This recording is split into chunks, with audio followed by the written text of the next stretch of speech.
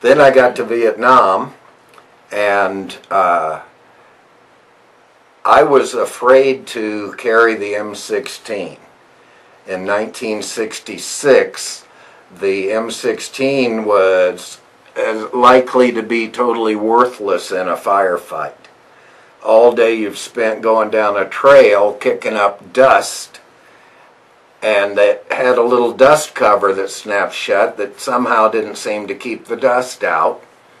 And so many people, I saw it over and over again. Charlie hits us, they turn and bat, one little round out of an M16. It's supposed to do 20 rounds in 5/8 of a second. And you get one little round out of it, it's like spitting at someone.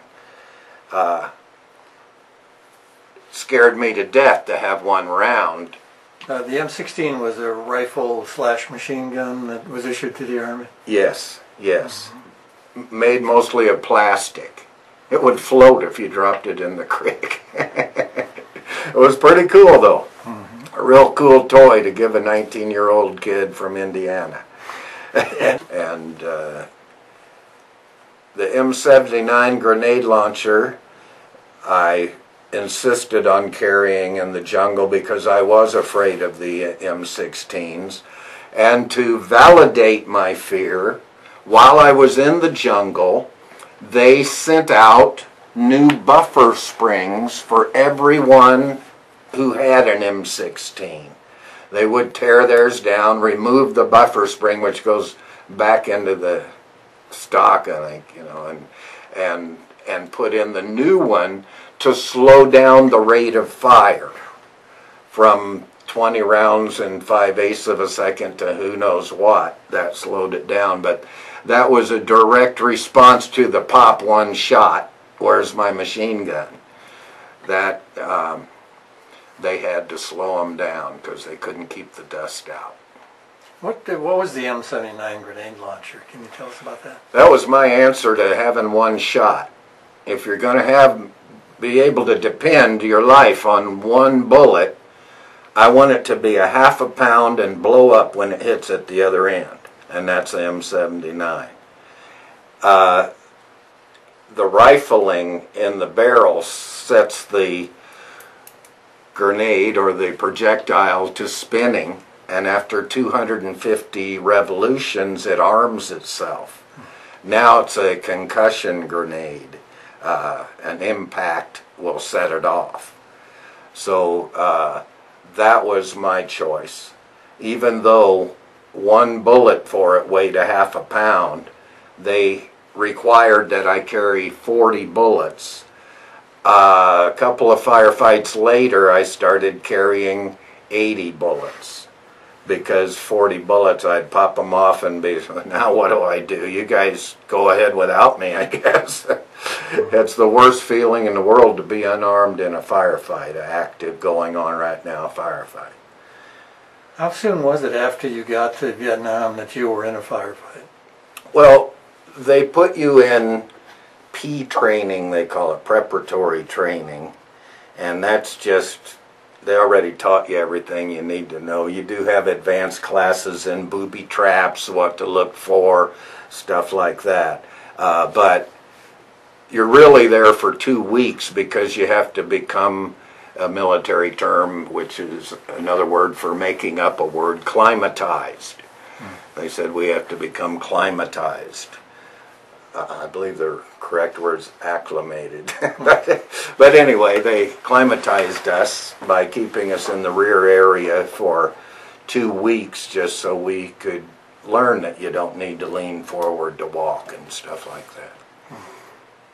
And the uniforms that you had, they were jungle issue uniforms, or yes, jungle fatigues of amazingly thick material. And Charlie was the Viet Cong? Charlie was the Viet Cong, yeah. And in Vietnam I was in Cobra Company, which normally would be called Charlie Company, but that name was already taken. So I was in the 1st 327 of the 101st Airborne, and 11 months in the jungle. I was medevaced out numerous times. I had malaria 3 times out there. I had shrapnel wound, jungle rot, immersion foot, scrub typhus, hookworm, malaria 3 times. It was like the jungle, never mind Charlie who's out there to try to kill you, the jungle's trying to kill you too the whole time. Even a little mosquito knocked me out. Speaking of the jungle, can you take us back, Sarge, to you getting, like a young man from Indiana getting off a plane, landing in Vietnam with the jungle and the humidity and the heat and the war going on? What was that like? We all stood up. They opened the door to the airplane in Vietnam, and halfway up the aisle I could smell it. It was a thick air that I'd never experienced before. It almost made you feel like you'd have to lean forward to walk through it. It was the most different smell. I had no idea countries smelled different, and that was a big shock to me. It was just totally different smell.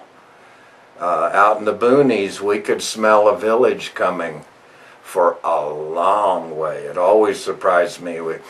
Village ahead. Well, way ahead. It'd take us a while to get there.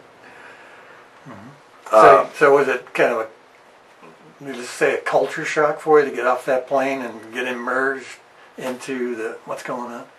Not only a culture shock, but an age gender shock. I had been a boy all my life and still was, and now I'm thrown into a man situation where you dang near better be one because this is it.